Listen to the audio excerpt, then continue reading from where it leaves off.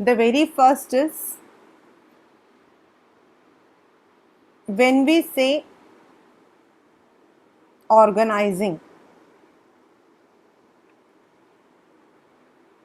In a company, in a concern, in any organization, there are different kinds of work.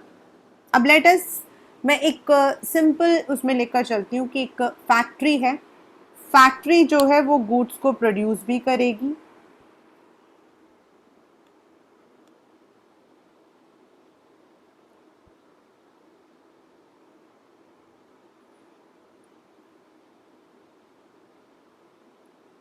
संभव just be quite, goods को produce भी करेगी, then they will sell that, उसको sell out करेंगे, they will be procuring the raw materials,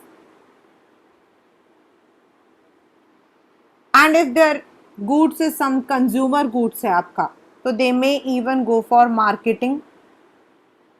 They will require some money also.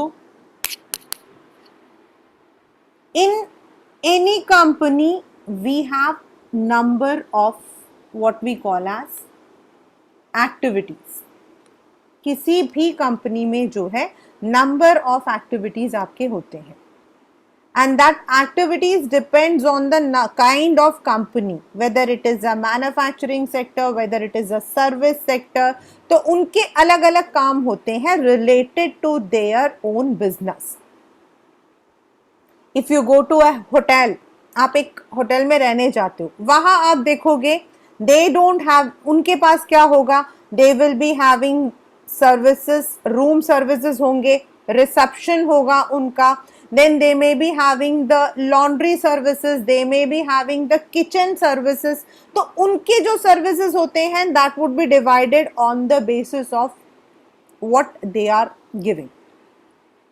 तो अब हम क्या करते हैं, we group those activities जो कि एक जैसे हैं. जैसे आपका जब प्रोडक्शन करना है तो रॉ मटेरियल्स आपके पास आएंगे. With the raw materials only you will be producing.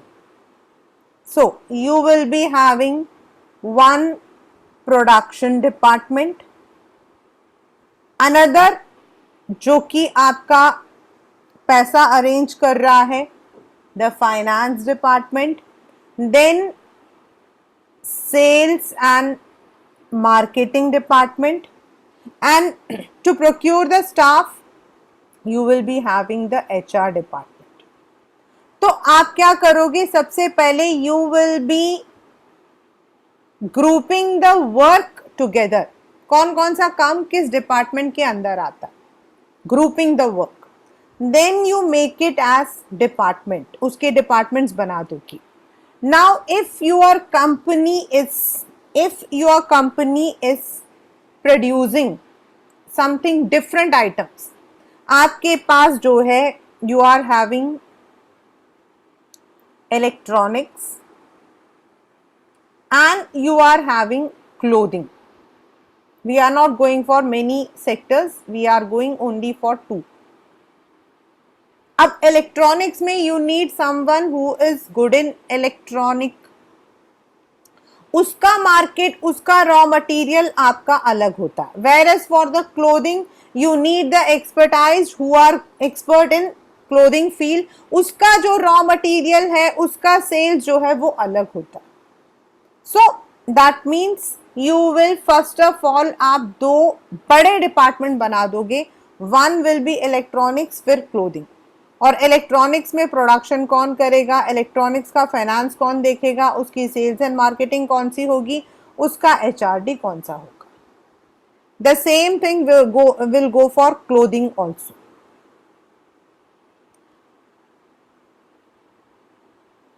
तो ये जो हम बना रहे हैं on the basis of production, finance, sales, ये हमारा पहले हम ग्रुप करते हैं, देन हम उसको एक डिपार्टमेंट बना देते हैं. उन डिपार्टमेंट का हम एक HOD आप कह लो या फिर हेड एक बना देते हैं, मैनेजर. एंड उसके नीचे कौन कौन काम करेगा, सबॉर्डिनेट्स, उसका एक हिरार्ची बना देते हैं। वी डू नॉट अपॉइंट, हम एक सिर्फ एक हिरार्ची बना रहे हैं कि प्रोडक्शन डिपार्टमेंट का जो एचओडी है ही इज ए, और ए के नीचे काम करने वाला है एक्स, एक्स के नीचे काम करने वाला वाई, और वाई के नीचे काम करने वाला जेड। मतलब हम बताएंगे कि नंबर ऑफ, एक मैनेजर के नीचे कितने लोग होंगे, उसको हम कहते हैं स्पैन ऑफ मैनेजमेंट।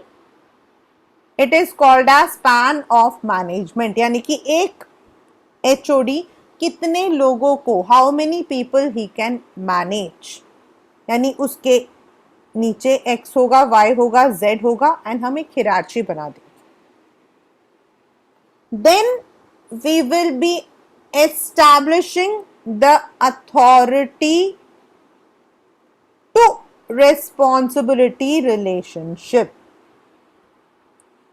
ये जो हम अथॉरिटी टू रिस्पॉन्सिबिलिटी बोल रहे हैं ना, this is also called as delegation. ये एस्टैब्लिश कर देंगे कि who is going to command and who is going to do deliver that work. और इस तरीके से हमने पहला एक फ्रेमवर्क बना लिया।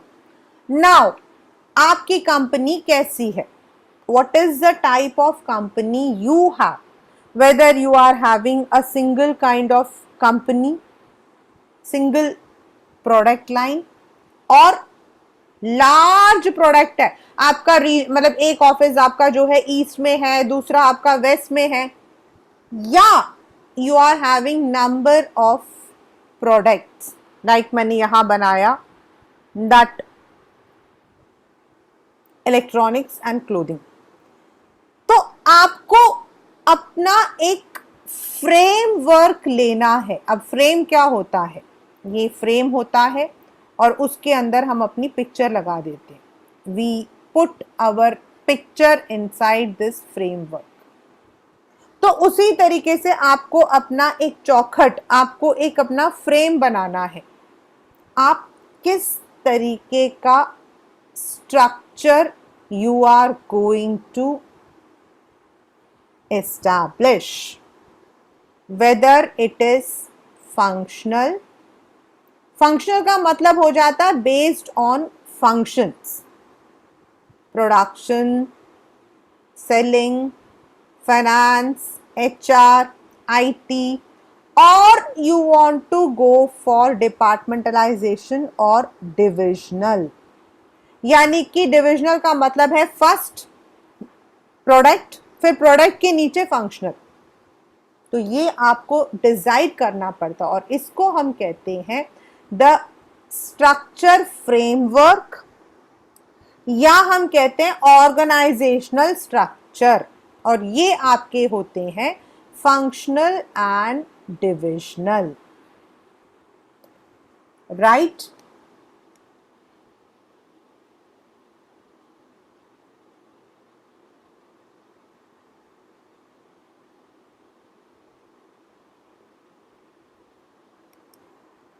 फंक्शनल हो जाता है when the work is divided on the basis of the functions we perform in a company, and that will depend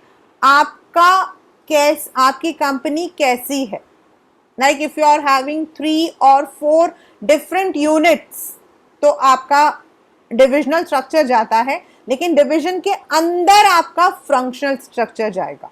and divisional हम स्पेसिफिकली तब लेते हैं व्हेन हमारे नंबर ऑफ प्रोडक्ट्स एकदम अलग अलग हो। लाइक मैंने I have given you the example that you are having electronics and you are having clothing. तो क्लोथिंग के लिए अलग आपके फंक्शनल स्ट्रक्चर्स चलेंगे और इलेक्ट्रॉनिक्स के लिए आपके अलग चलेंगे। सो दैट इज आपका divisional structure, right.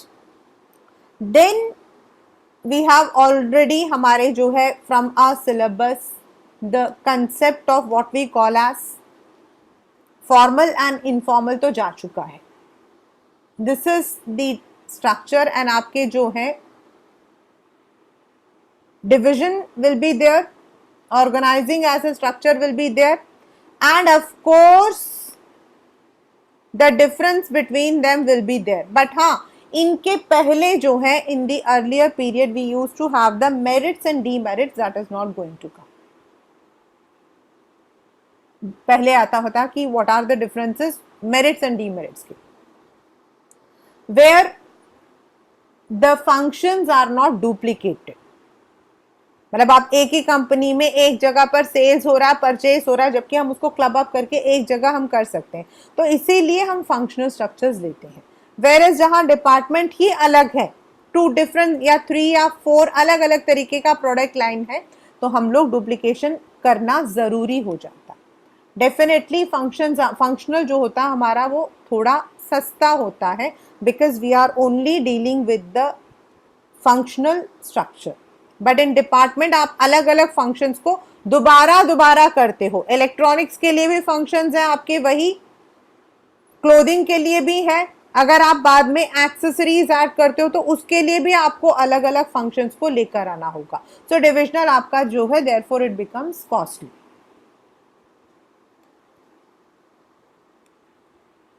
Now next हमारा आता है डेलीगेशन, जो हमने लास्ट में किया था. Now I told you that the authority to responsibility relationship is established. तो जब हम authority to responsibility relationship बोलते हैं, तो that means who is going to command and who is going to do. That's a very simple definition. But there are some elements that we need to follow in delegation. Delegation का मतलब होता है when a manager wants to lessen his burden, अपने burden को वो कम करना चाहता है, अपने काम के burden को, and he entrust मतलब अपने काम को he shares with his subordinates. काम उसका है, but he is sharing it with his subordinates. जो उसके नीचे काम करते हैं वो अपने उस काम को, now overseeing the entire production department is the work of production manager. ये उसका काम है. अब वो he cannot oversee everything. वो रॉ मटेरियल्स को प्रोक्यूर करना, सप्लायर से बात करना, देन उसका नाम क्या, फिनिशिंग गुड की क्वांटिटी को चेक करना, क्वालिटी को चेक करना, देन प्रोडक्शन से उसको जो है दूसरे डिपार्टमेंट में भेजना. He can not do everything. Therefore वो अपने उस काम को और छोटे चंक्स में करता है, and he delegates that work, he shares that work to other people. But when a person is delegating his responsibility, his work, he also needs to share some authority with his subordinate. सिर्फ काम कर, उसको बोल दिया जाके तुम production का काम तुम्हें देखना है, but he needs some responsibility है, तो उसके साथ में उसे कुछ अथॉरिटी भी देनी पड़ेगी. तो he need also to delegate some of his authority with his subordinate. Now delegation के आपके जो है we have 3 elements: authority, responsibility and accountability. मतलब जब हम delegate कर रहे हैं काम को, तो सबसे पहले तो we are the person who is delegating is authorized. Then to whom he is giving, जिसको वो दे रहा है, that person is both accountable and responsible. मतलब उस काम को पूरा करना is called as responsibility. उस काम को पूरा करना is called as responsibility. But उस काम में अगर कुछ गलतियां हो जाए, if there is any flaw in that work, then उस मतलब उस गलती का के लिए भी ही इज अकाउंटेबल. यानी कि काम को पूरा करना और ढंग से करना. To work, to give the result, at the same time to give the result as per desire. As per desired norms, तो ही इज अकाउंटेबल। अगर वो काम गलत हो गया, टाइम के बाद हुआ, so the person who is working, who is responsible, is accountable also. But इसका मतलब ऐसा नहीं है दैट जिसने उसको अथॉरिटी दी है ही कैन एब्डिगेट। ओके, मैंने तो अपना काम जो है अपने नीचे सबऑर्डिनेट को डेलीगेट कर दिया था, अब काम पूरा नहीं हुआ है या काम अच्छा नहीं हुआ तो I am not responsible. It is not there. Delegation does not mean abdication. Abdication मतलब अपने काम से पल्लू छोड़ना, अपना पीछा छुड़वाना, that I am not responsible, I am not answerable, that is not there. The manager is still accountable for the entire project and as per boards also delegation does not mean abdication वाला जो concept है that comes for 3 marks, right?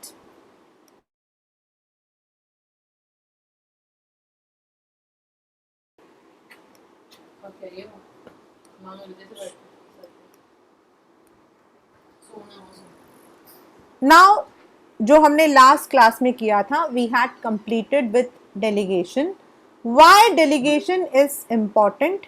Because delegation is a key element in effective organizing. As I said, एक इंसान, a person can be jack of all and masters of none, लेकिन हम companies में masters of none नहीं कर सकते हैं. We need to master.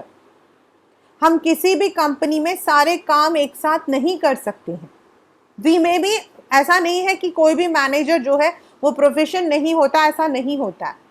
He or she is capable of all the work, but हमारे पास टाइम कम होता, हमारा टारगेट ज्यादा होता है.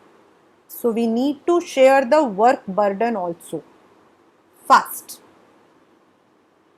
it helps in effective management because जो मैनेजर है, he is not only going to delegate his responsibilities, but also when he is delegating the responsibility, उसके पास core work काम करने के लिए, मतलब जो इम्पोर्टेंट काम होते हैं उस पर वो ज्यादा ध्यान दे सकता है.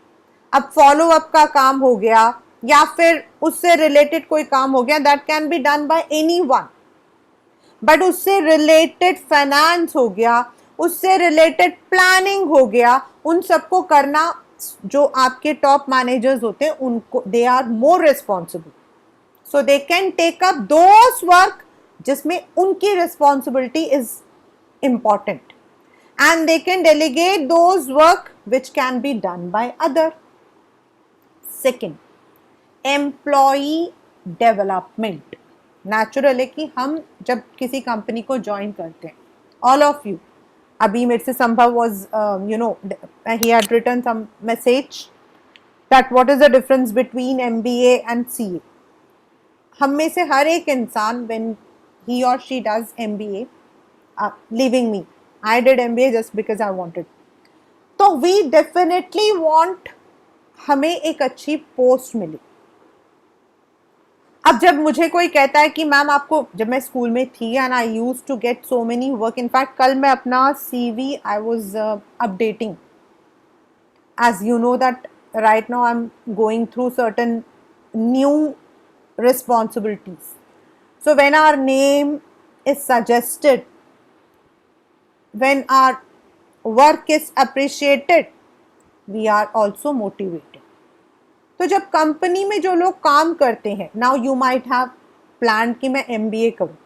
ओके, आपने MBA किया, यू आर वर्किंग. जब आपका बॉस आपको एक्स्ट्रा काम देता और कहता है ओके कृतिका, आई बिलीव तुम इस काम को ज्यादा अच्छे से करोगी, you will be able to utilize your talent in a better manner. You would be indirectly trained for future managerial works. आपको एक्सपीरियंस गेन हो रहा है. motivation, that's side by side. When you are entrusted with more work, when you are entrusted with more responsibilities, आपका जो confidence level होता है, जो हम डायरेक्टिंग में पढ़ेंगे, that will also increase.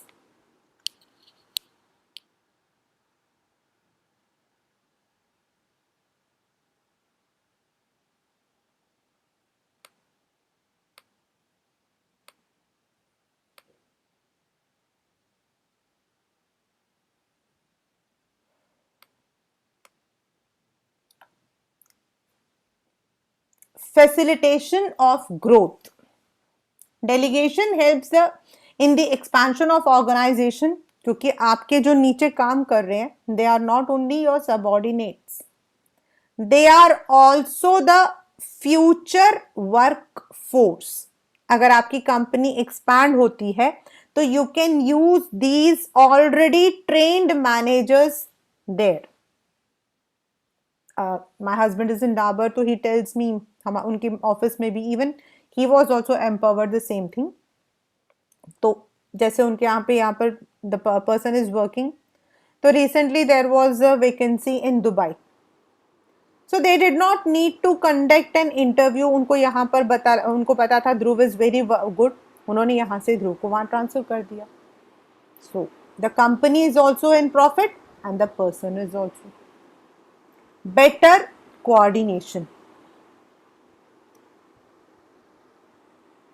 The elements of delegation, namely authority, responsibility and accountability.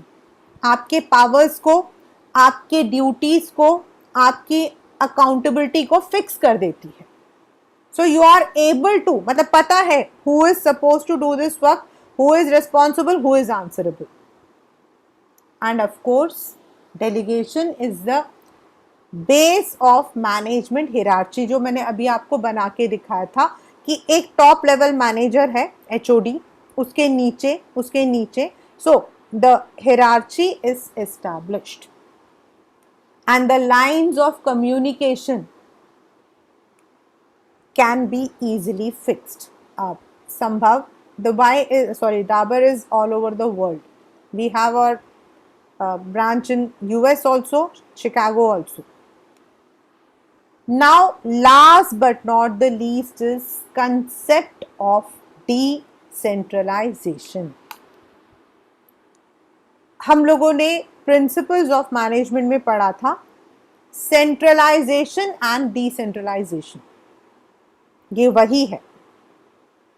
In Fayol's principles, we had already read centralization and decentralization.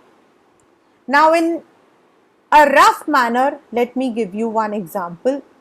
कभी कभी आप किसी रेस्टोरेंट में जाते हो तो आपने देखा होगा पूरी, मतलब आपको जगह जगह पे you will not find that the AC vent is there. आपका सेंट्रलाइज्ड एसी होता है. They don't have different ACs fixed, यहाँ एक वहाँ एक, ऐसा नहीं होता है. आप जहां पर भी बैठोगे आपको सर से जो है you will feel that the vent is there. That is centralized, एक जगह फिक्स हो जाता है एंड दैट गिव्स एयर और it cools the entire area. Similarly, in an organization, sometimes the power is kept with the top level. जो power होता है that is making the terms, making the regulations, rules, planning, मतलब वो अपने पास रखते हैं authority को. They do not allow the hierarchy of management to enter into it. सब कुछ ऊपर वही करते हैं. Like हमारे जो पब्लिक सेक्टर कंपनीज हैं, यानी the government companies, the PSUs, that is the departmental undertakings, ये लोग क्या करते हैं, all the decision making is with the ministers या फिर जो भी डिपार्टमेंट का हेड होता है। जो वहां नीचे काम करते हैं मीन्स हिरार्चियल लेवल में, they can not deviate from the decisions, वो उन डिसीजन से डिविएट नहीं कर सकते हैं। That is called as centralization. And in all the organizations, whether it is in profit making, non-profit making, governmental, non-governmental, centralization is always there. Some of the important or key decisions are only taken by the top level, whereas जो आपके day to day affairs हैं, जहां every time you can not go to the top level, वहां पर the decision making power, delegation is work and decentralization is the decision making power, उसको delegate कर दिया जाता है टू द लोएस्ट लेवल। अभी हमने एक मैनेजरियल हिरार्ची देखा था। We had seen a managerial hierarchy and I said that अगर टॉप लेवल में if say the manager is there, the HOD is there, then उसके नीचे जो है they will be having different kinds of hierarchy, 1 2 3.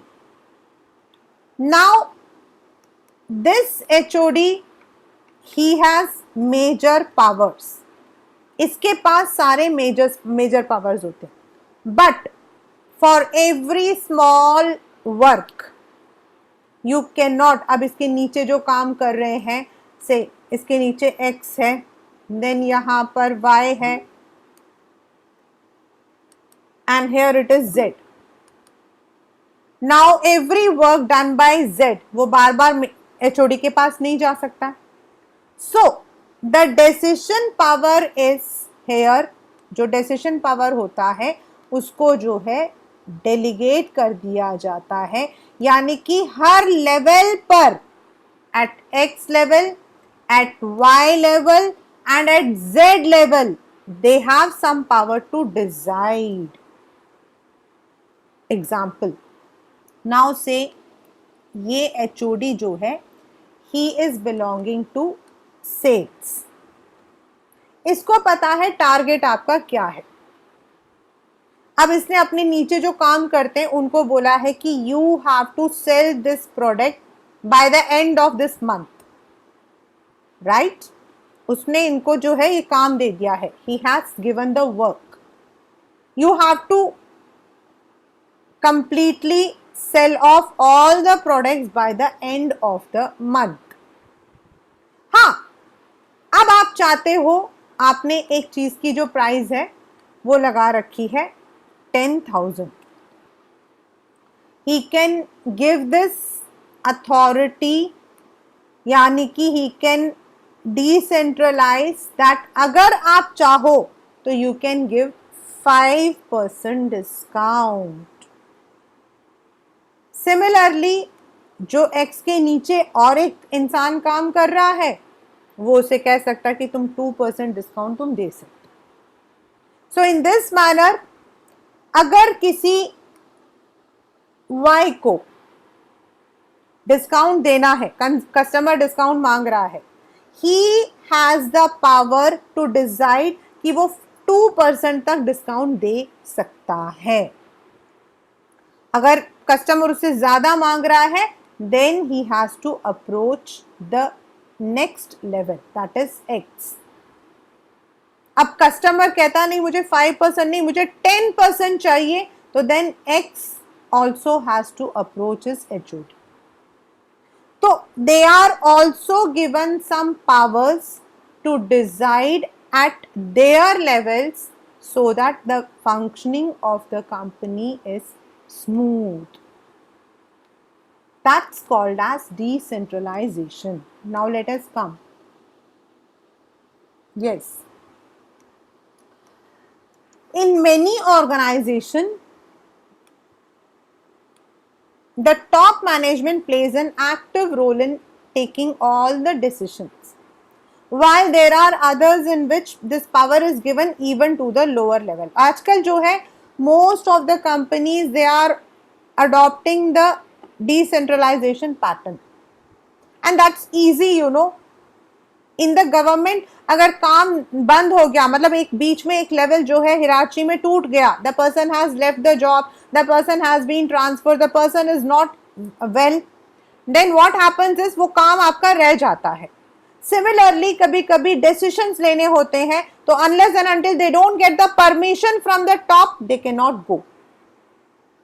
But decentralization में क्या होता है, too much extent the customers are satisfied, या फिर आप कह सकते हो कि जो कस्टमर्स होते हैं they can be handled easily. हम बैंक जाते हैं, बैंक में आपने लोन मांगा, द बैंक मैनेजर जो आपको डील कर रहा है, जो भी एग्जीक्यूटिव हाँ इसमें गैंग प्लैंक ही यूज होता है. द मैनेजर जो है, सॉरी जो आपका एग्जीक्यूटिव है, he will be having some powers, but अगर आपका डिमांड उससे ज्यादा है तो he will say let me speak to my boss, क्योंकि उसके पास उतना ही power, decision making power delegated है. मतलब कि यानी कि जब लोवेस्ट लेवल में जो लोग काम करते हैं they can take the decisions, that is called as decentralized organization. Those organizations in which decision making authority lies with the top management is termed as centralized, and whereas those in which such authority is shared to the lowest level, it's called as decentralization. In all the companies जहां decentralization है वहां centralization भी रहता है. Some of the major decisions are always kept with the top level, whereas the day to day are delegated to the lowest level. Decentralization explains the manner in which decision making responsibilities are divided among the hierarchical levels, जो अभी मैंने आपको बना के दिखाया था. Put simply, it refers to delegation of authority through all levels of organization.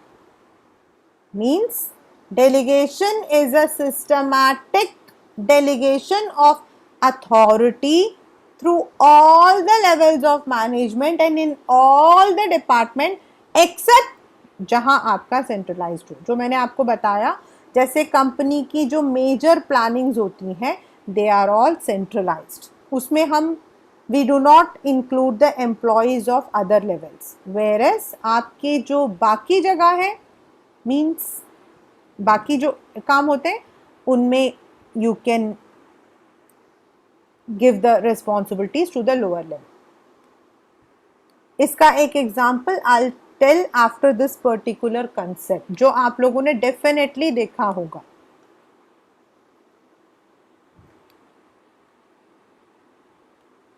Decentralization is much more than transfer of authority, because इसमें आप decision power को भी you are giving.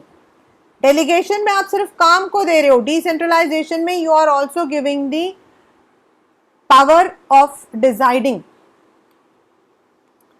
Relief to top management, because जैसे हमने delegation में किया, it diminish the amount of direct supervision exercise by a superior over the activities, because they are given the freedom to act and decide within the prescribed limit. मतलब उनको जो है सिर्फ एक लिमिट दी जाती है और वो उस लिमिट के अंदर काम करते हैं. So they know how to work. They will not try to violate that. Decentralization also leaves the top management with more time which they can devote to important policy decisions. As I said, जो आपकी policy making, objectives, strategy, ये सब top level के होते हैं। बाकी आपका procedure, मतलब दिस इज, आई नो, अब आप ये मत बोला कि ma'am this is not in our syllabus, तो सिलेबस में ना होते हुए भी सिलेबस में है, but procedure, how to do, method, ये सब डिसाइड करना it's in the lower level, उसे कैसे करना है। So that is why some of the decisions are centralized and some decentralized. Develops initiative among subordinates. Responsibility और काम जो है आपको inner motivation देता है. Yes, I have been given this extra work. याद करो, जब स्कूल में किसी बच्चे को मॉनिटर बनाया जाता तो दूसरे बच्चे उसकी तरफ कैसे देखते हैं। वेरस जब टीचर ये भी बोलती है कि मेरे एब्सेंस में तुम ही जो हो, you are going to take the attendance, तो उस वक्त उसको जो डिसीजन पावर मिलता है, उसकी जो खुशी होती है वो समथिंग एल्स होती है। I don't know about you, but हम लोग जब टीचर्स बनते थे ना, टीचर्स डे के दिन, तो हम फूले ना समाते थे, और जब टीचर कहती थी तुम्हें ही जाकर वहां पर ये सारा काम करवाना है। काम के साथ आप डिसाइड भी करते हो, you are also your own जज। It keeps them in a state where in they are constantly challenged and they have to find the solution. A decentralized policy helps to identify those executives who have the necessary potential to become the future leaders. जो इस काम को ज्यादा अच्छे से करता है, जो इस काम को ज्यादा अच्छा करता है, उसको he is getting the chance of promotion. Develops the managerial talent, क्योंकि हम अपने उस टैलेंट को, we are not only supervising, we are not only entrusting with responsibilities, we are also helping that person to realize his ability. कल को जब company को जरूरत पड़ती है, एंड ऐसे कई बार होता है, बॉस छोड़कर चला गया, इमीडिएट एम्प्लॉय को प्रमोट कर दिया जाता है, because he knows the work, so we can develop it.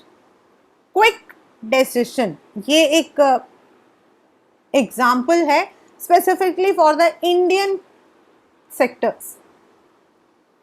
हम लोग एसबीआई के बहुत सारे मीम्स पढ़ते हैं, we normally see the memes कि एसबीआई के साथ में तो ऐसा ऐसा होता है, and that's very true. Quick decision में क्या होता है, now certain decisions have been already authority दे दी गई है, सो even if the superior is not there, तो जो आपका सबऑर्डिनेट है वो उस डिसीजन को ले सकता है. There is no need of approval from many levels, and information को आपको distort करने की भी जरूरत नहीं है, because उसमें क्या होता है, गवर्नमेंट में फाइल जाती है from A to B, B to C, C to D, so information को distort कर लिया जाता है.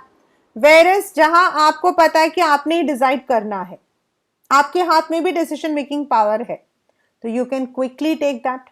अगर आपको लगता है कि इंसान ने अप्लाई किया है फॉर 5 लाख लोन, और आपको पता है कि उसके इनकम के अकॉर्डिंग, आपने उसकी डॉक्यूमेंट्स को देखा, आपने सब कुछ स्क्रूटिनाइज किया, और आपको लगा कि वो उसको 3 लाख तक तो दे सकते हैं, आप अपने लेवल पर उसको साइन कर सकते हो, approve for 3 lakhs.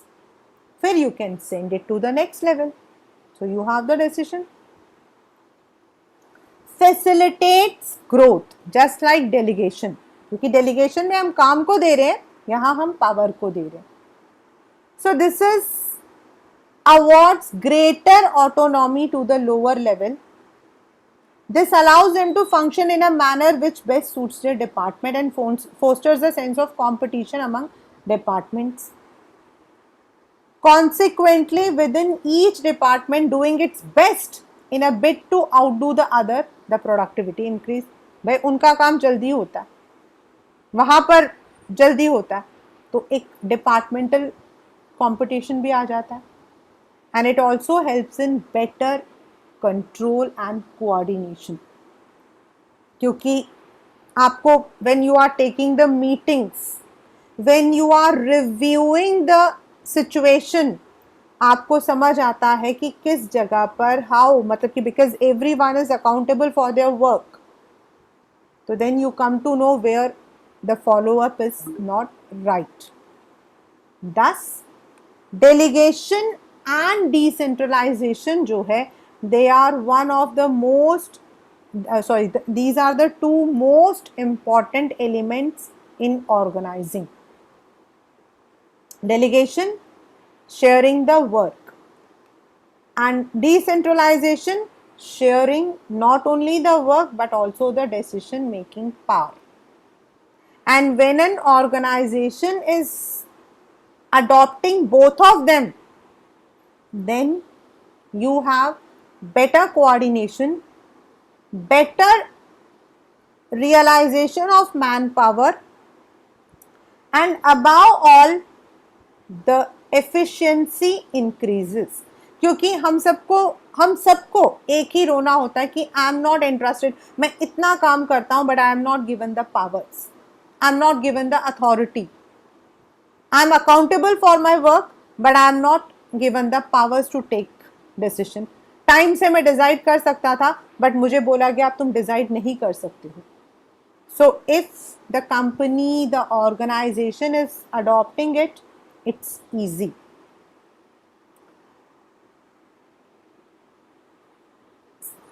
I'll tell you one example. एक एग्जाम्पल तो आप लोगों के साथ में भी होता है, मतलब आप लोगों ने भी देखा होगा. Decentralization is very common in decentralization and delegation is very common when you go to different places. आप अगर रेस्टोरेंट्स जाते हो तो कुछ हद तक जो आपका वेटर होता है उसके पास भी कुछ डिसीजंस होते हैं. देन जो आपका मैनेजर होता है, देन आपके जो उस रेस्टोरेंट का मैनेजर होता है, यानी कि जो हिरार्ची होती है that is distributed. Okay sir, हम आपको इतना डिस्काउंट दे सकते हैं. दूसरा कहता है सर मैं इसके ऊपर आपको इतना दे सकता हूँ. आपने कभी कभी देखा होगा, ऑलरेडी वो बता चुका है I can pay you more than this. And जो फाइनल अथॉरिटी होती है वो उसके पास होती है जो उस हिरार्ची में सबसे ऊपर होता है.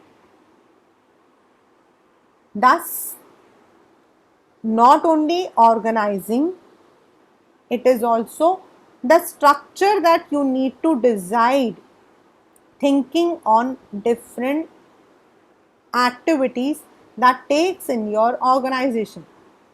Plus, you need to establish a proper authority to responsibility relationship, and you need not only to delegate the work, you need also to delegate the authorities decision making powers to the lower level.